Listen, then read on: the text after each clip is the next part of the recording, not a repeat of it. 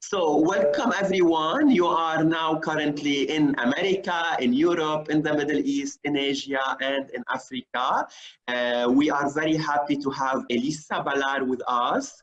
Our webinar is Mindfulness Now via 4th Generation for Education. We are going to spend approximately 1 hour together. Elissa prepared for us a lot of interesting activities. I hope you are going to enjoy. At the end of this webinar, we are going to have some question answer. During the webinar, we are going to interact via the chat. So make sure all the participants who are typing in the chat, you are choosing all panelists and attendees. So everyone can read your answer. If you have any question, remember to use question and answer. This is for the logistics. Elissa, are you ready? I'm ready. And let's give it a go. Okay. So welcome everyone. This is a new experience for me in this way, this format. So I'm looking forward to learning myself and having this experience with you all in this way. I've been a teacher for many years, about 20 years now in different countries around the world. And also a yoga and mindfulness practitioner and teacher. So currently I'm in Abu Dhabi, not too far from Ali. I work at GEMS American Academy across grade 5 in a role as an inclusion coach. And I'm also the wellness coordinator there too. So I offer PD workshops and trainings for teachers and educators looking to integrate mindfulness. I'm particularly passionate about sharing mindfulness practices with educators because our role is so pivotal. We're gatekeepers for young hearts and minds. And I really believe that these practices of mindfulness allow us to have our own inner resources, our own wellspring from which to draw from and stay inspired. And also allow us to grow our own capacity to hold space for the students and also colleagues in our care. So for our time together this afternoon, these two questions will kind of form our session. So we'll take some time to look at what is mindfulness, also what it is not, and a lot of time spent actually exploring and applying methods of mindfulness. And my hope is that what I will offer you today, you will be able to integrate into your own daily routine.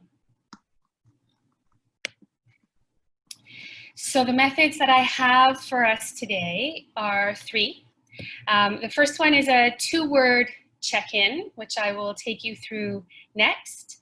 Then a practice called mindfulness of breathing, and another one called receiving generosity. That's how we'll close our session in time today.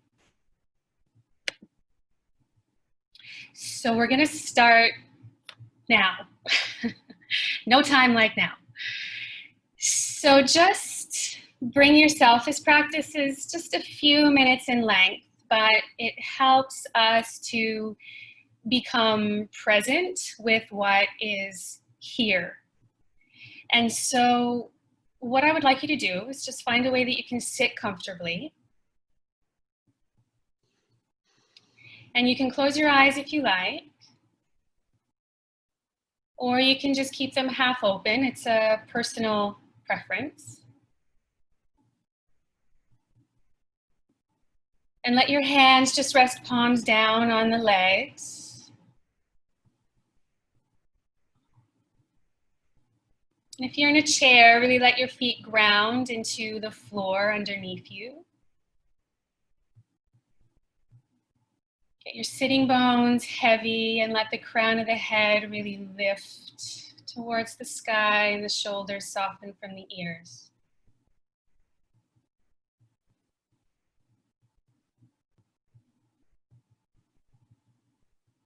And then soften into your breathing. Just feel where in your body you're being breathed.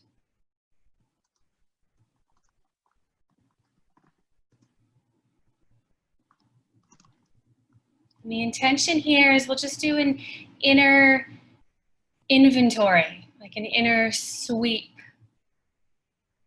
of the inner landscape of our life right now. So keeping a thread of attention on breathing, just also begin to notice what's here in the body.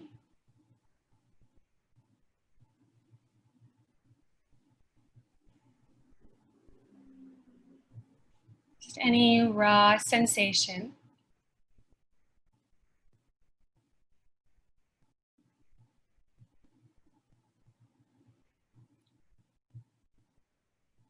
Tiredness or hunger, thirst. Places that feel comfortable or uncomfortable. Any tightness or tension. Just knowing it.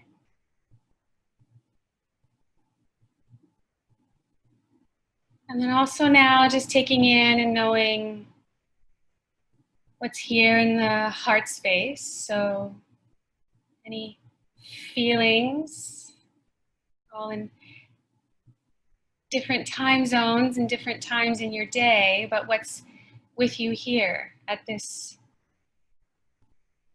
time. Any residue from the day or anticipation of what's to come.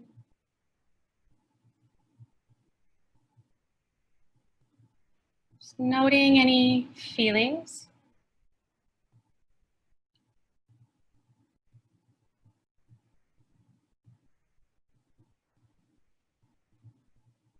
And then now just taking your attention up in to the head space.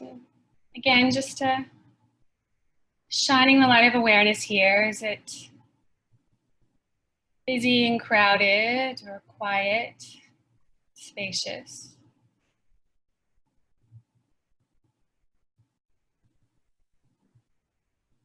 If there's thoughts, what's their essence, their flavor?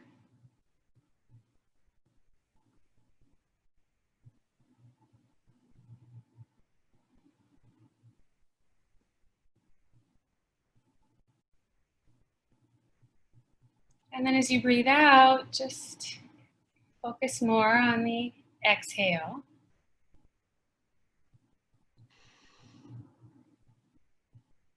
And land on two words that reflect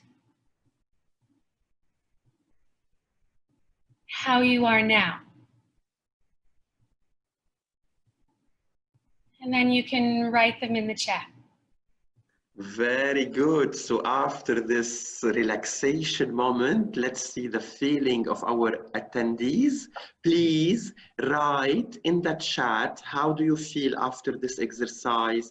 And make sure you are putting all panelists and attendee. So we have hungry and calm, sleepy, relaxed, nice, chilled out, hopeful, calm again, relaxed again, more confident.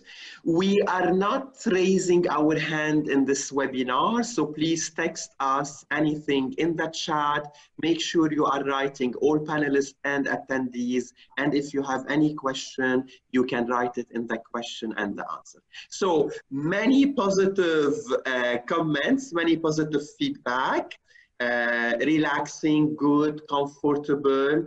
Many thoughts from Rula. Yeah, and the purpose there with that two-word check-in, I have a close friend of mine and I have been doing that daily with one another, and it's just a way to check in with yourself, right? Because if we have clarity around where we are, we can then meet ourselves with more skill, right? So we're tired, hungry, right? So we have light, quiet, peace in mind, and if you want the final feedback that I'm going to share aloud, lots of thoughts again. Yeah. Yeah. Good. We're ready for the following. So, my why.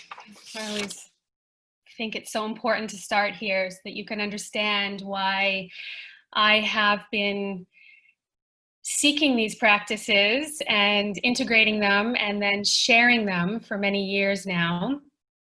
Really, it started when I first started teaching.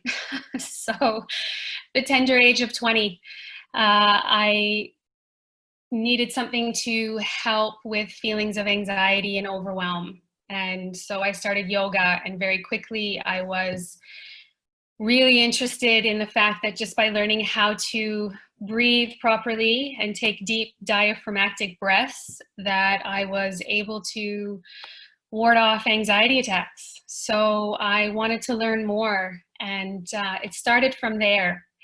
But really, what turned me towards these deeper methods of mind and heart training, like mindfulness, didn't come until quite a number of years later, when I was with my grandfather, who was dying.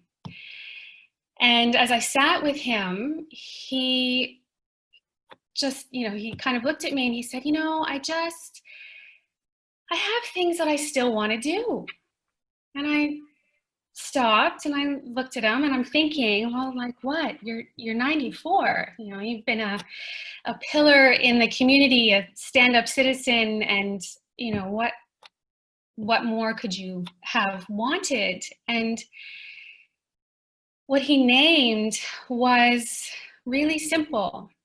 He said that he wanted to finish carving the bird feeder that he was making, and that he wanted to have a cup of coffee at his kitchen table, that he needed to go and buy some bread at the shop, and I thought, wow, this is ordinary moments. It's nothing extraordinary. And I realized how often I was still in resistance to, or felt irritation from, or just completely checked out of these neutral moments, which was exactly what he wanted more of. And I thought, I'm missing my life. And so how can I wake up to these ordinary moments and be with the mundane as well as the difficult in order to live fully?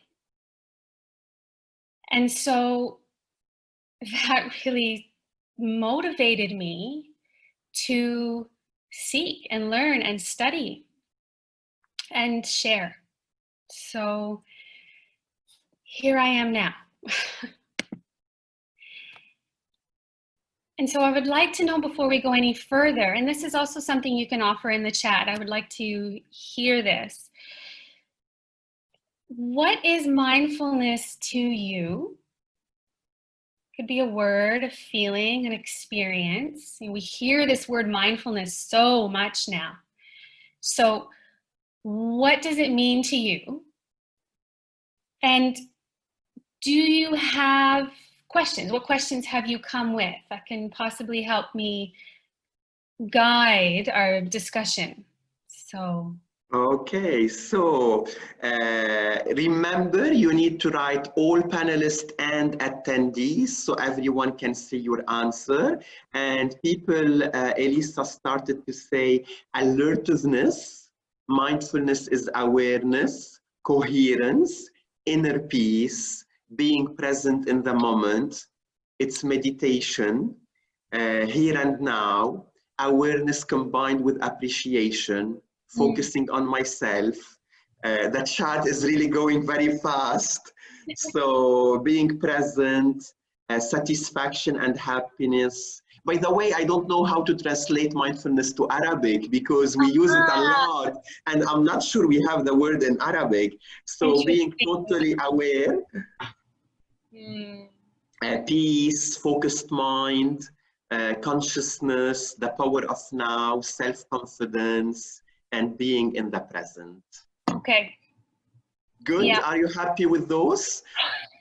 Well, I just wanted to mention that I'm going to have you stop and contemplate at a few points during our time together, because contemplation is one of the 5 aspects of mind training.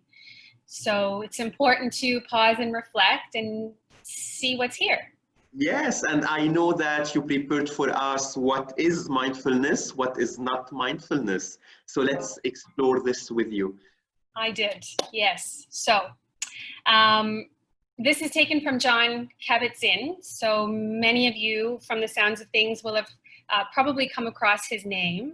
He is considered sort of the grandfather of modern mindfulness. He's written several books, a really phenomenal teacher to read and learn from. But he says mindfulness means paying attention in a particular way, on purpose, so there's intention, right, in the present moment and non-judgmentally.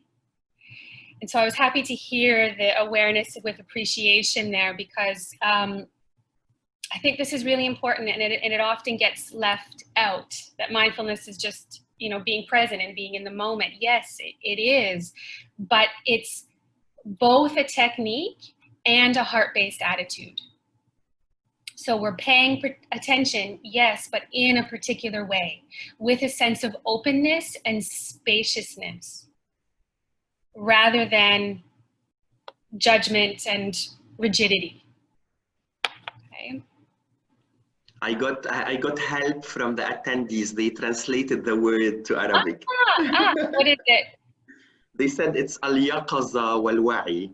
Ooh, okay. You'll have to tell me more about that after. So we learn to pay attention in a particular way through what's called the 4 foundations of mindfulness.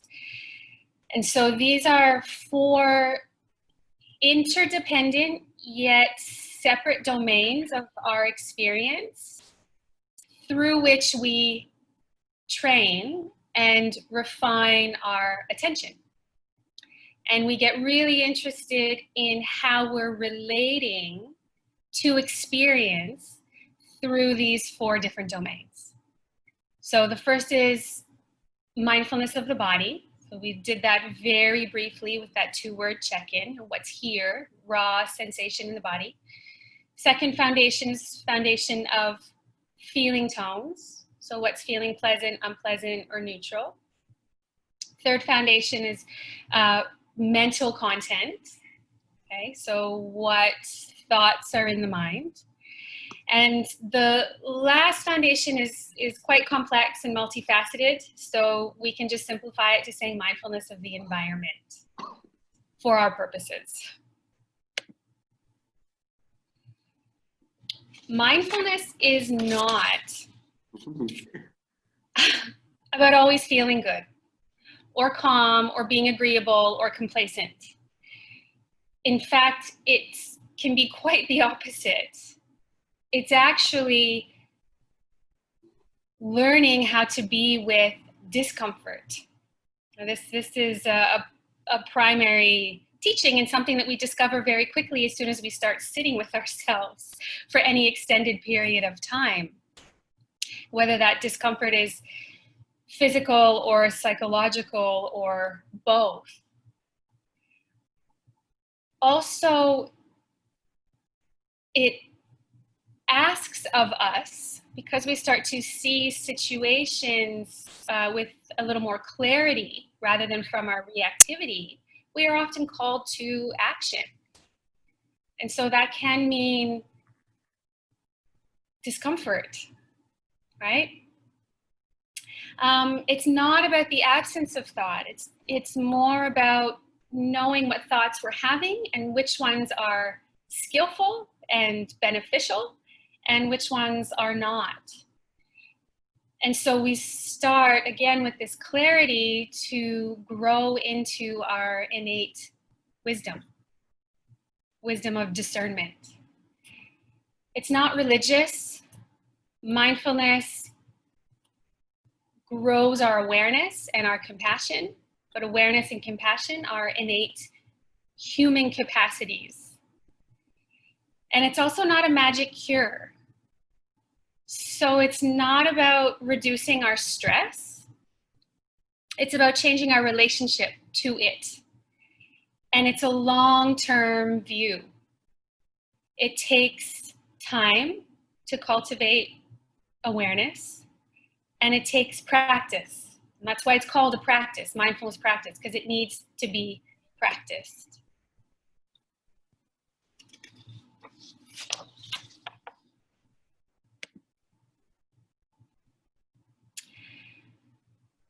I wanted to share this because I felt it was really poignant and relevant to our current situation, our global context. When we are no longer able to change a situation, we are challenged to change ourselves. And so here with mindfulness, we have the opportunity to turn inwards and tend to our own hearts and quiet our minds and grow a capacity to be with what's uncomfortable, and within that also grow our wisdom and meet what's arising with more wisdom, with more skill. Because whatever's any moment, there's always two things that are happening simultaneously: what's arising and how we're meeting what's arising. And so only when we train in this capacity to teach ourselves to pause and soften first our reactivity, then we can engage with what is happening in a way that's of more benefit to ourselves and others.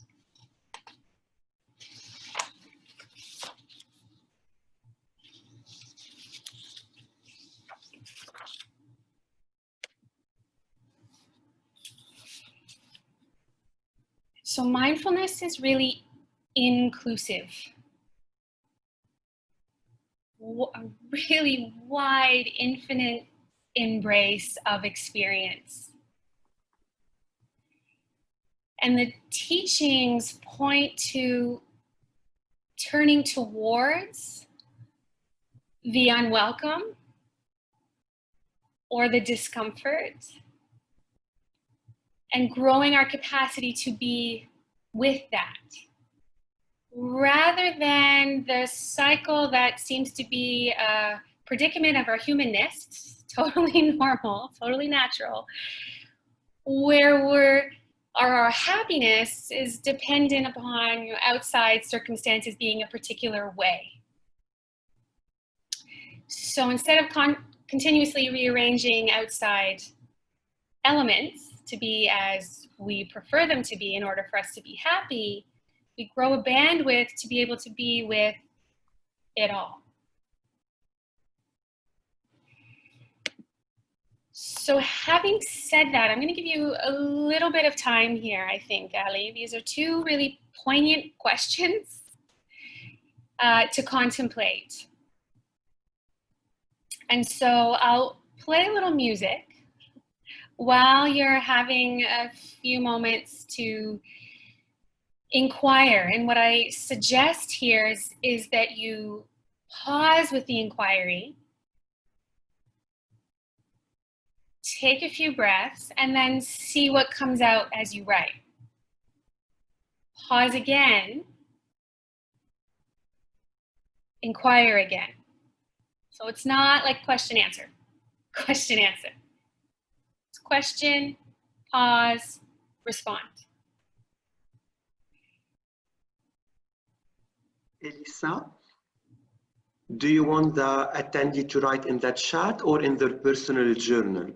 I would like them to write this in their personal journal, and if anyone feels comfortable also sharing on the chat, then please feel free to do so. Otherwise, this can be deeply personal. So yes, we're contemplating now, what am I struggling with in life now? And this can be big or small. And often what can come up here is judgment. And remember, mindfulness is non-judgment. So watch yourself if that kind of voice comes up, like, oh, this is silly. I shouldn't really be struggling with this. You say, oh, you know, thank you. Thank you for your information. But this is something that is true, right? So just anything that arises, no matter how big or small, what am I struggling with in life now? After you've given yourself some time with that one, then also contemplating, what do I truly value?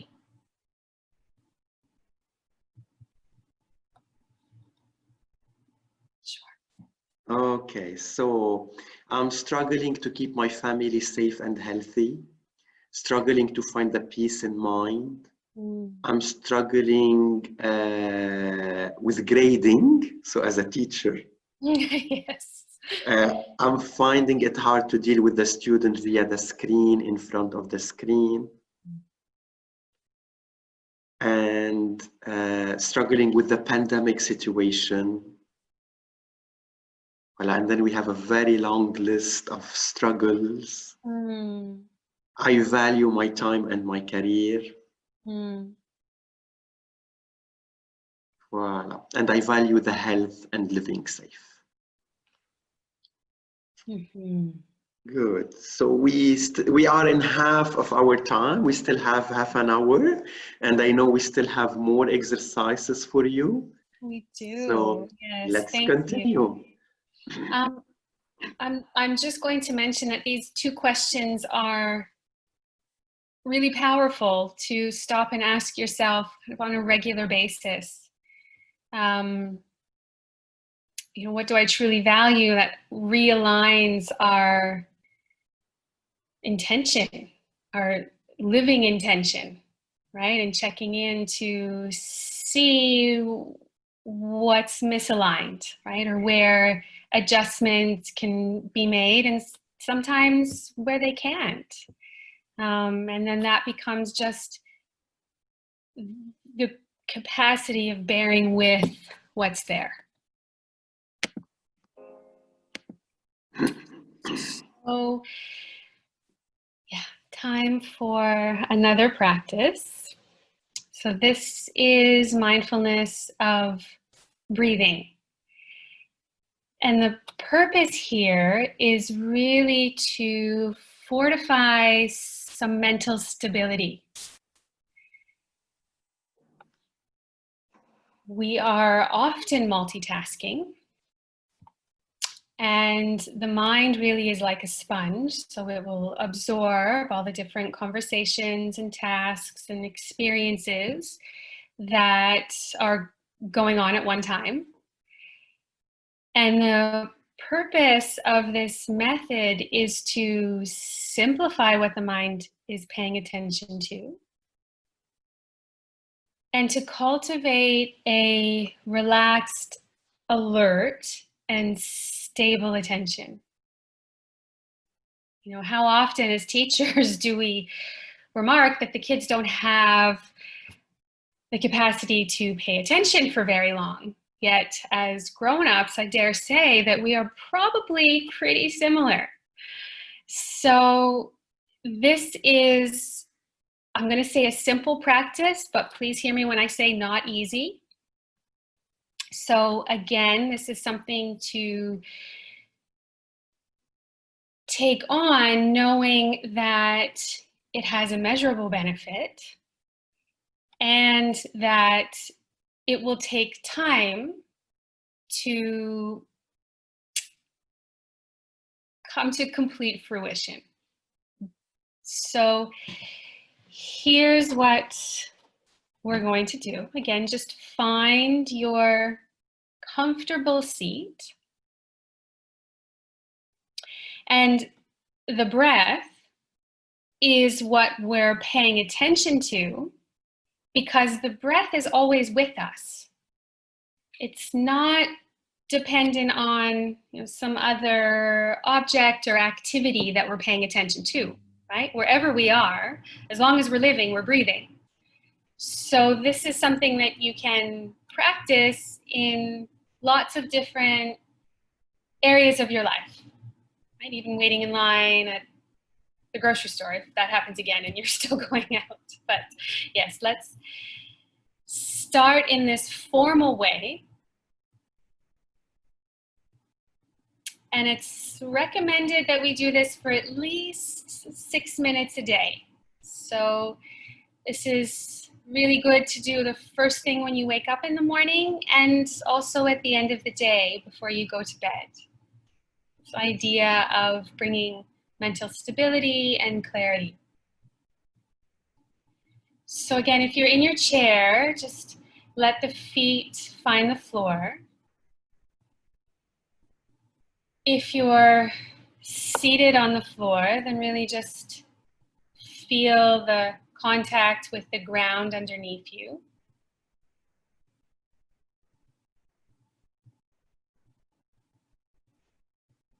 In a chair, again, relax the sitting bones.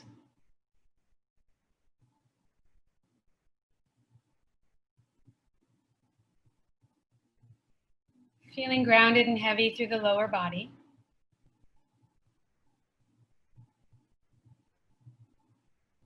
And then as you breathe in, lift again through the crown of the head.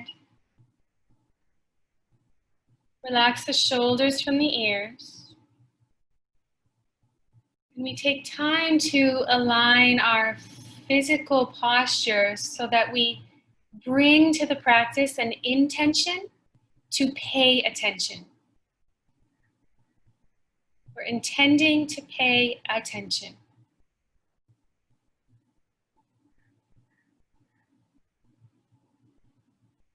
Again, you can let the eyes completely close or just close halfway.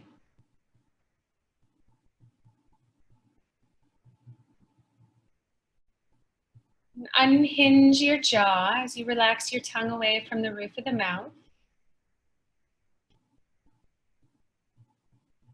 So that's a signal to the body to shift from thinking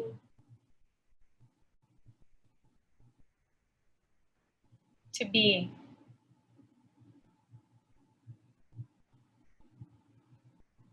And there might be resistance there. We just know that. No need to fix.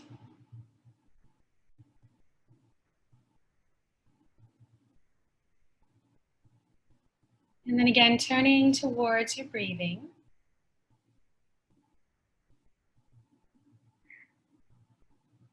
And also just inviting the abdomen to soften.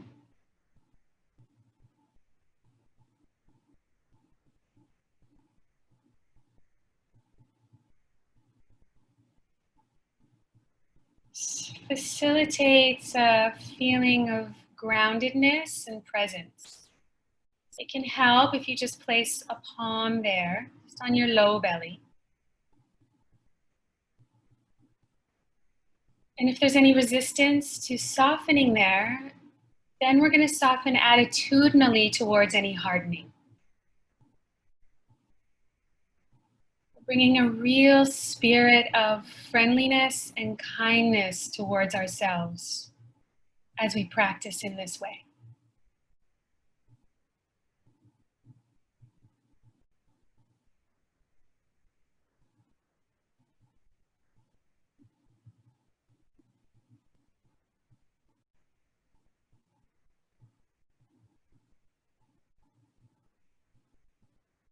And then the method here is to place our attention on the natural cycle of breathing.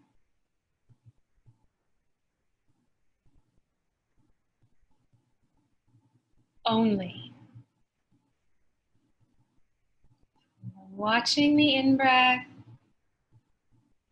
and the out-breath.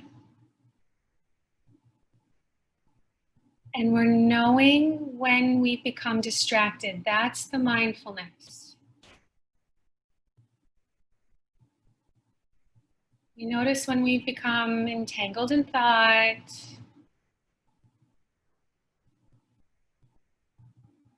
Or just dull and have checked out.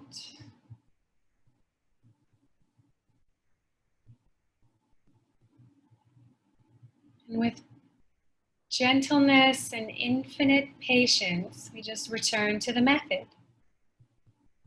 Time and time again.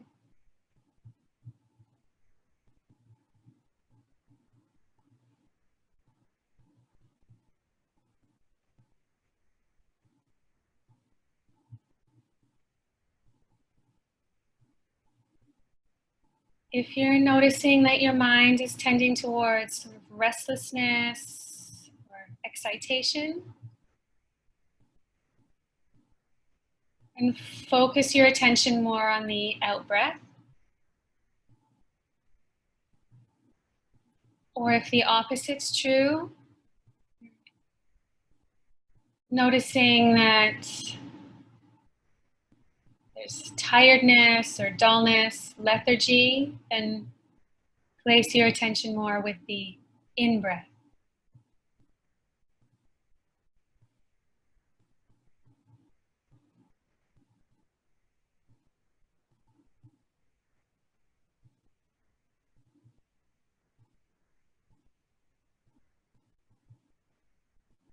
So just 1 minute like this on your own.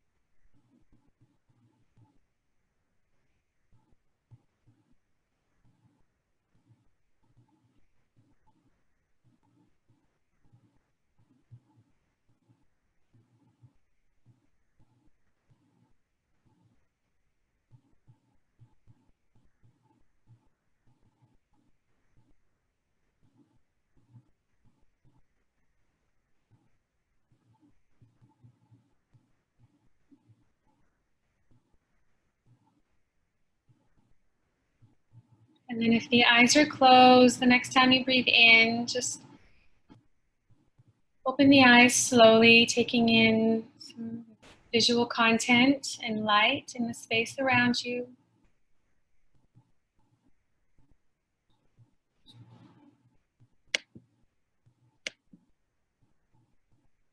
And again, if your journal is close by, it's just called Zen Notes. So just noting for yourself, just a word or a phrase. What was that like for you?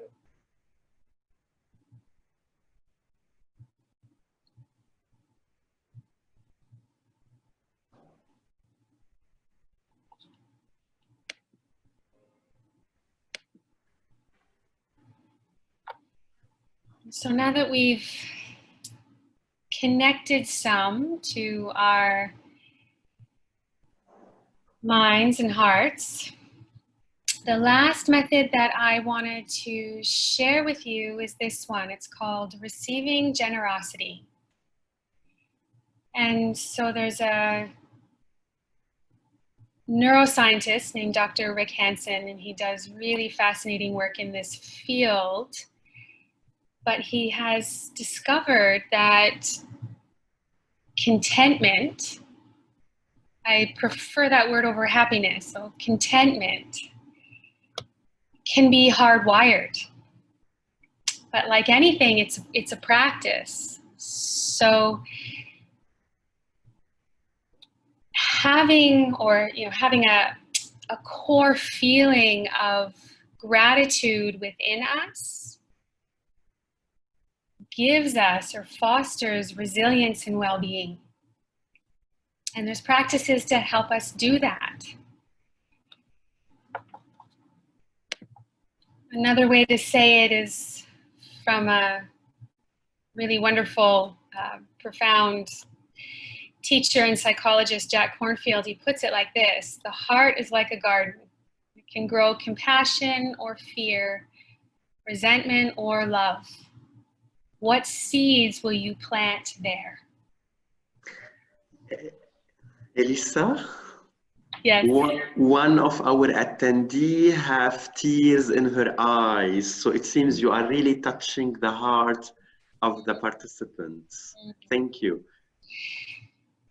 This is the practice, and it, with this receiving generosity, it's really planting those seeds of contentment and love.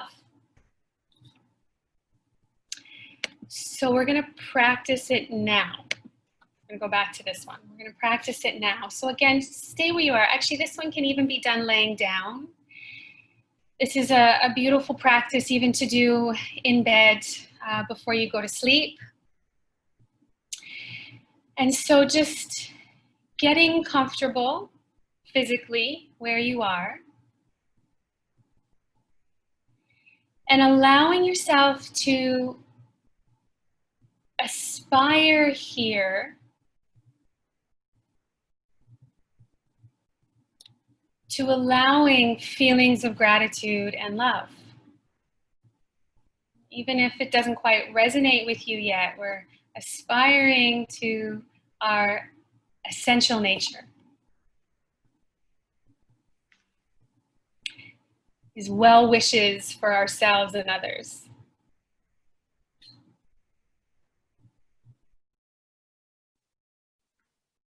So again, just start by turning towards your breath.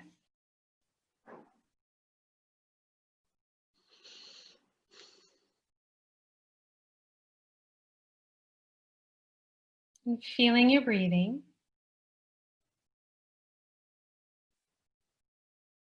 The in and out rhythm.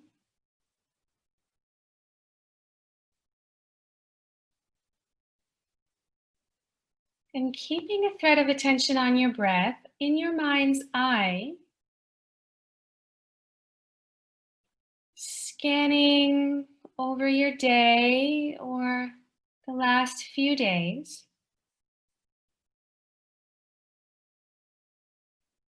And remembering a kindness that was gifted to you.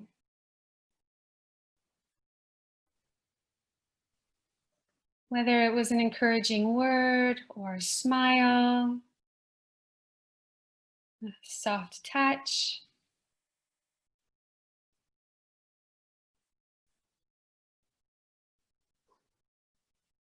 And really allowing that feeling of receiving this gift to be given to you.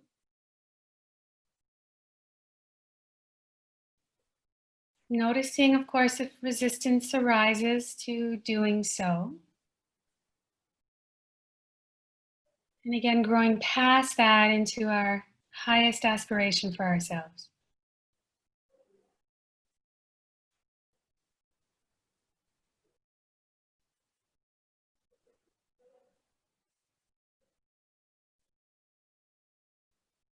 And then now in your mind's eye, allowing yourself to take in the gifts we receive through the senses. So for me at the moment, I'm really appreciative of the smells of the frangipani and jasmine flowers in my garden. Just given, they're just there.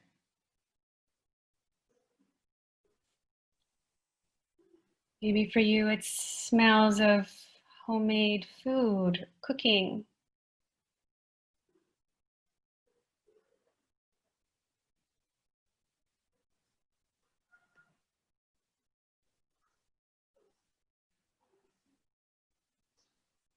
And then also sights.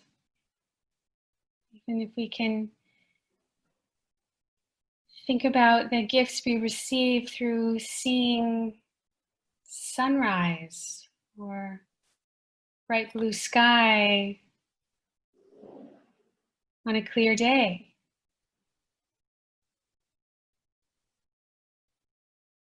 Watching sunset.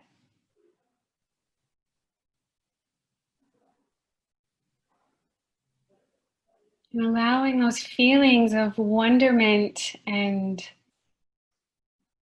appreciation really land in your system.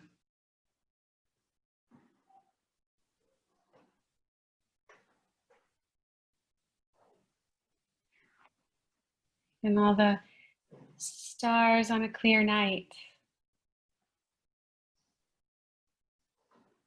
Landscape around you.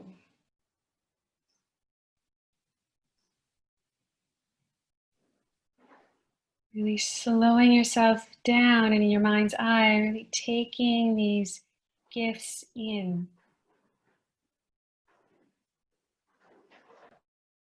Receiving the generosity being given.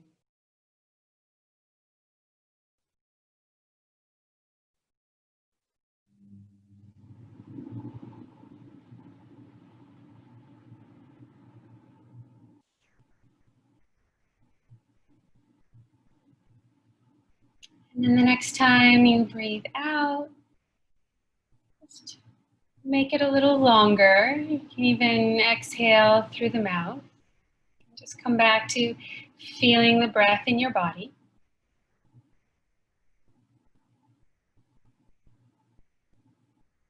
And again, just grabbing your journal and last contemplation here, just what arose for you. Noting if there was any resistance or did anything surprise you. And again, if you feel comfortable and you'd like to share in the chat, please feel free to do so. Just 1 minute here to do this. Very good. So all the chat is, I'm feeling more relaxed, I'm more relaxed. And we have some questions, Elissa. So I think we reached this moment where we have around 5 minutes to answer some of the questions. Okay. So do you want question number 1? Sure, yes. Okay, so question number 1. So after each method that you gave us, you asked us question. Do we do the same with the kids? Or do we change those questions to the level of the student? Definitely depends on the age you're working with. I think in general, what's most powerful is if we as teachers and educators are practicing ourselves first and building that capacity within our own hearts and minds, and then sharing that in an organic way with the kids themselves. What I would say generally is, again, it depends on the students that you're working with, but I think the practice, the mindfulness of breathing, definitely, that is teaching, and there's other, sort of methods or varieties of that one, but to train in attention is worthwhile for everyone. And the checking in with the body and what's here physically, that can also be helpful. I don't know that, again, it depends on the age, whether it's beneficial or not for children to go much deeper than that. But I would say unless you're really, sort of experienced and grounded in the practice yourself, stick with the attentional training. One of our participants said that his 8 years old and 12 years old are attending the session and they have done the exercises. So I have another question, and I am going to combine 2 questions, Elissa. They are asking about strategies, mindfulness strategy through distance learning for primary student. So I am seeing here also the list of the books that you have. Do you recommend any book where our attendee, they can have a look at it and then they can find strategies? Are they the same, the face-to-face and the online ones? So well, definitely the mindful way, or the way of mindful education. Towards the back there is exercises to use. One that I didn't put up here is a book called Teach, Breathe, Learn. It also has specific strategies and activities to do with children. I know the Positive Education Institute out of Australia, they're doing a lot of really interesting work around positive psychology and integrating mindfulness, and they have they've put together some free online resources also. One, again, Mihai is saying that it was very interesting to see how we ask the question, we encourage the student to pause, to think, to answer, and to go back. So this is something to be taken back to the online classes, and again, maybe for the face-to-face classes as well. Mm-hmm. So any more questions? If you have any question, attendees, feel free to type them in the question and answers. We still have 1 minute. And I have a question, Elissa. It says, what is the connection between the deep breathing, eyes being closed, and receiving generosity?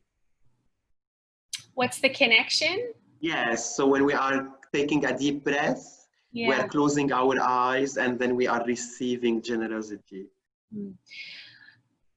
To quiet ourselves, first of all, to get grounded, knowing that you're coming to a practice, again, with the intention to pay attention. And as we're receiving generosity and those gifts that are given, this builds a core center of gratitude. And again, if you're interested in this, this is Dr. Rick Hanson's work. He has lots of resources online also. And with this sort of core feeling of gratitude that's foundational, then you're building a resiliency and a feeling of well-being. So this is where we go from just sort of surviving and managing to really flourishing. Okay, so time's to wrap it up, and then maybe we can continue to the following slide where we have your contacts. So Elissa has a website, has a Facebook page. We are going to send you the link via the emails. Feel free to follow Elissa. And then I'm sure she will join us again, hopefully very soon, for face-to-face workshop. We hope that you enjoyed the session. Thanks, Elissa, again for being with us. Everyone is leaving this session very calm and very relaxed. Please do write if you have questions. On my website is the guided meditations that I led you through today. So I hope that you find those of benefit. And to finish up with the final slide, so I'm going to advertise our upcoming events. So feel free to check our events on Friday. We are meeting again, same time, same location, via Zoom. We are doing a session on agency, and I'm sure the session will attract a lot of participants. This webinar is recorded, will be published in 1 hour on our YouTube channel. Feel free to join and to subscribe. Next week we are starting for the first time our French webinar. Everyone knows that 4th Generation for Education offers events in Arabic, in English, and in French. On Monday, we are doing for the first time a body language session in Arabic and how to analyze the body language online. So feel free to spread the word. On Wednesday, we are having the future of the school in French. And on Friday, what do we have, Ali? I'm checking my calendar. We are going to have a session for all our early years educator. We have 3 early years educator, a head of early years, an assistant head, and a teacher. They are going to share their experience with the virtual learning, and for sure more events till end of June. Thank you everyone for being with us. 1 hour, it was very calm, very slow, very relaxing. Thank you again, Elissa, and see you soon. Bye-bye. Thank you, bye.